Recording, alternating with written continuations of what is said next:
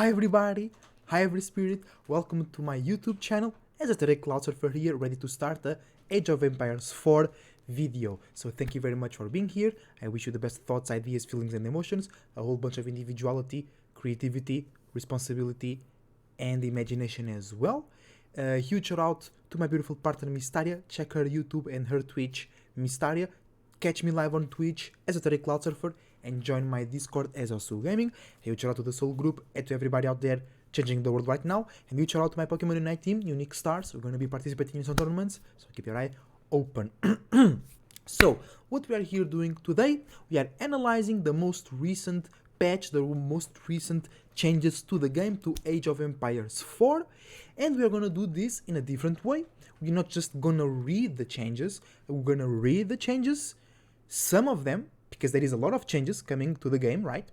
And besides balance update goals, quality of life, mods, customizing your units, customizing maps, things like that, the ranked season comes in a week as well. That will be super cool. And we are going to read the balance update goals, hold on.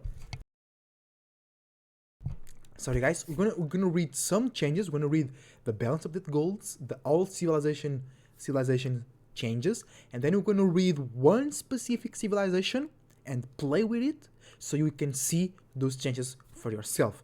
Unless it's something very specific, like in the last patch where Mongols got their bonus, their raid upgrade nerfed, and that is something that I never used when I play Mongols, so I wouldn't be able to show you that, guys, right? So right now we're gonna read the balance update goals, right? And we're gonna scroll down until the Abbasid changes, because they have a lot of changes when it comes to their special unique units, and I really want to test those out with you guys. So let's go. First, balance update goals. So what is the intentions of the creators, of the developers right now? So they want to tighten win rates in preparation for the first rank season. Okay, I agree with that. Mongols, not right now, but the game has been known to have some kind of unbalancing. Right now it's Delhi and the Abbasid, and China is kinda trash. China is like good on Altai and sometimes on Mongolian heights, and that's it, right? So bring those changes, bring those balances, so we want to see that. The next one is very interesting. Encourage early conflict on the map with deer patches. So how are they gonna do this? More deer patches spawn closer to bases. The deer patches, like 2 deer patches spot in one place, so you both need to go for the same deer patch and have more fights. I don't know how they will do that, but I think this will cool because it will make the game more active on the feudal ages, less booming, less walling, but you can still do that. But if you want to go for deers yourself, you'll have to go through some more conflict, through some more resistance, through some more microing, okay, through some more APMs in order to get those deer patches, and overall making the game more dynamic. I like that. I'm just not sure how they're gonna do it. That's why we're gonna play and see that for ourselves. Then improve the feel of move. This one is very important, or like not important, but for me it's personally relieving because I really like water maps.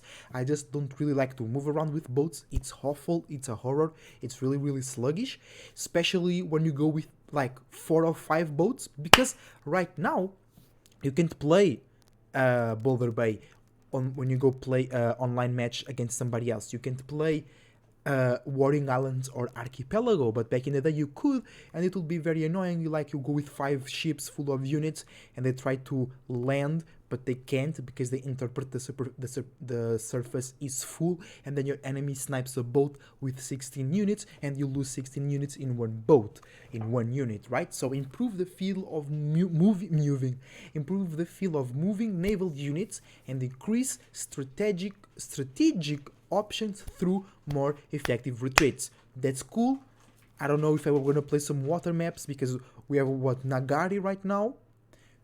You can have little fights in Nagari, in Ancient Spires even little fights, so we have not many. Mongolian Heights maybe, the new, I don't know how that will work. Let's see. But it's a good change indeed. Increase risk and counterplay when constructing buildings near the enemy forces. So, tower rushes, Chinese Barbican rush, you have more risk, and the other player, will have more counterplay to that. Now, how they're gonna do it, I don't know. They don't specify. You have to play and see, but that's very good. Not because I think their goal is not to weaken those strategies, tower rushes or Barbican, Chinese Barbican of the Sun rush. Their goal is to improve the responses to set strategies, and I think that's very cool because it will give more options to the players instead of restraining one option. They're giving more options, making the game more dynamic and more fun to play and watch in general. So good for them. Next, very important, ensure Civ unique units stand out instead of being niche counters. The case of the Abbasid Camel Riders, they are good against cavalry, but you almost never see them, only for the very specific circumstances, against French knights. If your opponent is going mass French knights, mass horse riders is very good. But other than that, you never see horse riders. Sometimes you see horse archers, but they are not like that unit that every Abbasid player goes. It's just for certain occasions. So they want to, for certain circumstances, they want to change that. If you play Abbasid, you use the camels because that's what Abbasids are most known for in the game, not in history. All right. But so it's like they did that very well with the French knights, right? Everybody goes French. Everybody, even if they mixed a little bit of horsemen, they usually make some knights, right? So they want to do that with like Chinese, maybe with Rus, with other civs that have their unique units that are not like the Mangudai on the Mongols. They're only used for harassment, for weird harassment strategies, right? So they want to make them more relevant. I like that. Make dynasty bonuses more useful for the period of the game in which they are unlocked. This is specifically for Chinese. Create more compelling decision making around landmark peaks. So they will do that by changing how some landmark works. How some landmark works, like the Mean Work Palace. Instead, no, not the Mean Work Palace. The other one, the Berkshire Palace. Instead of producing 5 units at a time, you might not have the resources. They will produce the units 5 times faster or something like that. Okay. So we're gonna see that in the games. Today it will be Abbasid, tomorrow it will be something else, and we will be able to experience those changes. All Civs core units. Field constructing build time of Springle increase from 30 to 80 seconds, okay? And maybe for the video to not get too long, I think it's not too long. I'll just play in a separate video. Well, let's keep on the plan. So field construction build time of Springle increased from 30 to 80 seconds. This will hurt the Abbasid and anybody that goes for improved siege engineering, like the Mongols, right? Springle, Mangonel, and Trebuchet building on the field costs takes way more time because you are skipping buildings and costs and whatever. So I like that. Field construction. Traction Trebuchet now have the correct tooltip, alright? Scout hunting bow, that's very important. The scout hunting bow reload time reduced to 2 from 1. So the scout attacks faster, the scout does less damage, but the cooldown of its melee attack also gets reduced from 4 to 2. So it does less damage, but it attacks way faster, so it will make it attack faster.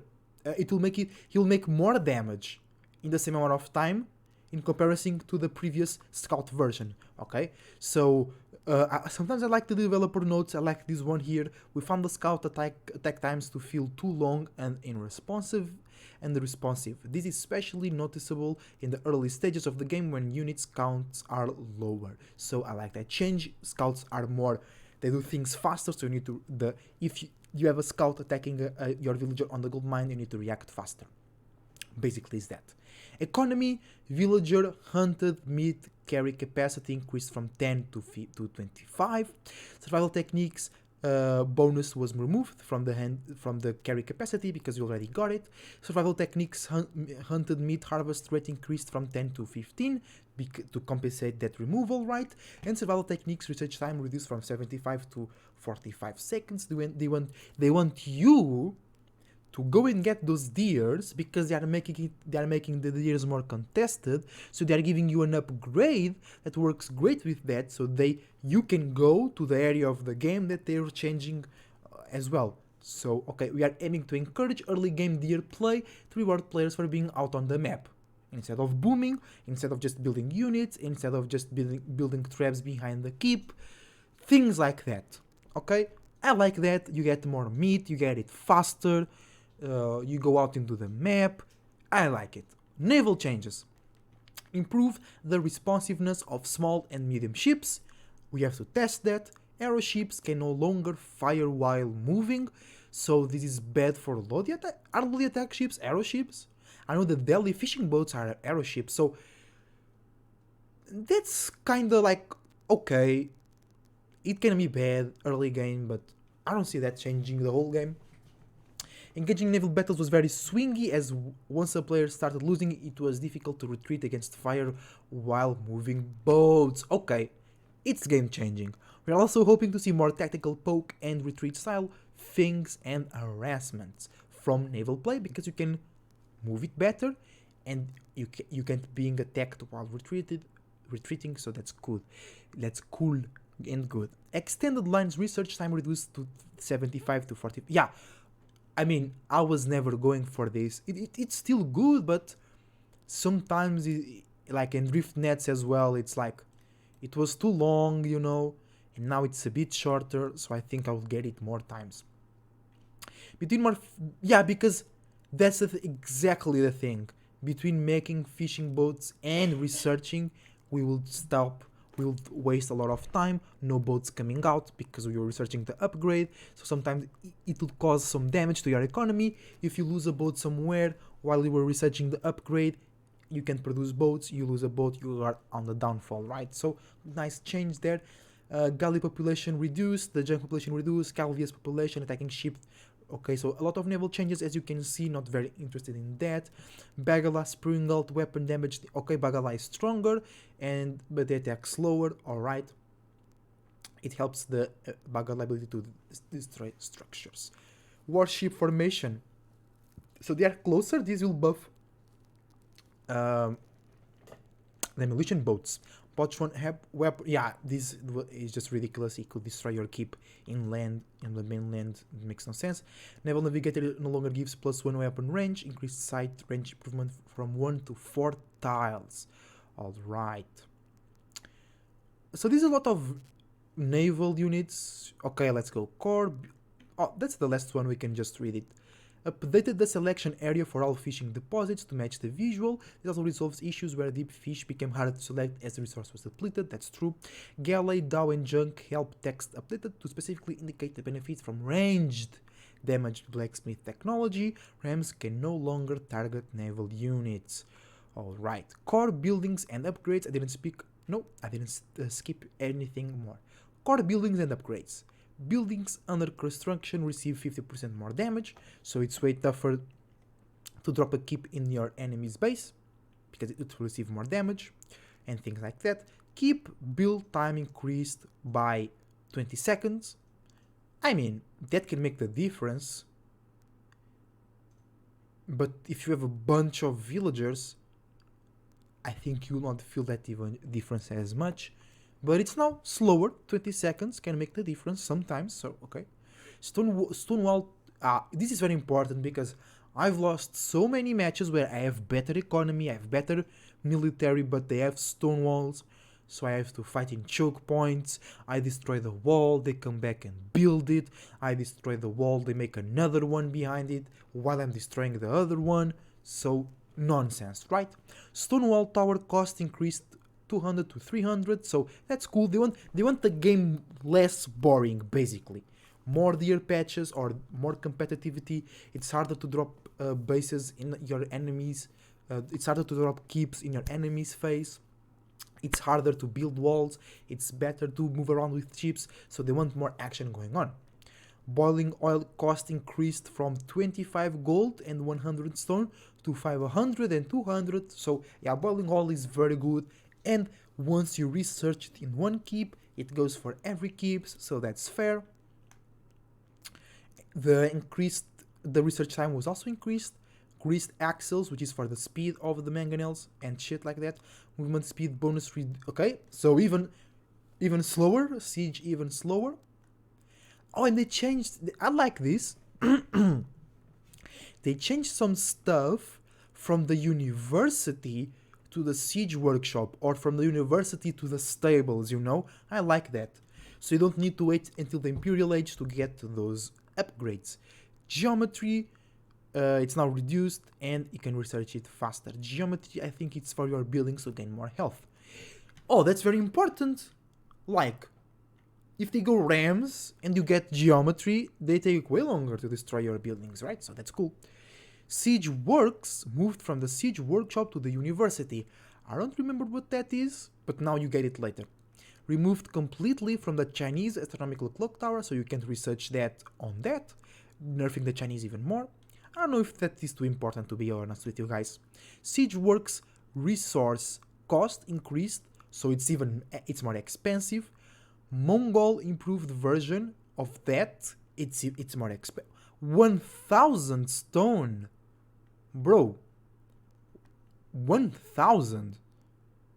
Mongol improved version cost increased from 500 stone to 1000. That's a lot of stone. They need the white stupa to do that and keep producing military. Siege Works research time was also increased, and Siege Works for the Delhi Sultanate research is even greater because they need to make priests into those musks. So, as university holds power technologies that affect entire class of units, it was a much better fit for this technology. I don't really know what the Siege Work does, so let's keep going. Tithe Barns now correctly provides 30 stone per minute instead of 15, so bug fix. Repairability now shows the correct requirements when attempting to use it on an enemy player. Fix the bug where some units were leaving a visible ghost upon that's true. Upon entering the fog of war, which is the part you can't see, as if they were buildings. Units affected by this bug were battering rams. Oh, that's true. I won a match because I saw that ghost into the stealth forest, and I went to destroy it, and I encountered my enemy's forces that were coming back. They were uniting, and I just clapped them. Siege towers, French bombards, only the French, really? And the field constructed versions of Mongol and Abbasid siege. That explains a lot. Because sometimes they will find me on the like, they saw that I entered the stealth forest, like on high view, but then I go somewhere random and they will still find me. Maybe they saw my ghost. So here we are. Balance specific for Abbasid dynasty. Alright, and we're gonna play some Abbasid games. So one Abbasid game, I hope it's 20 minutes already. I mean, I think we'll stop here, and then I'll do the Abbasid specifically, so you know the general changes, and then we go for the specifics. I think it's better. The video will be huge, like 1 hour plus with the game as well. So yeah, doing it on the flight, guys. Thank you very much for watching. Check the games with the specific reading and stuff. It's very interesting. You can see the changes in action, and I see you soon, guys.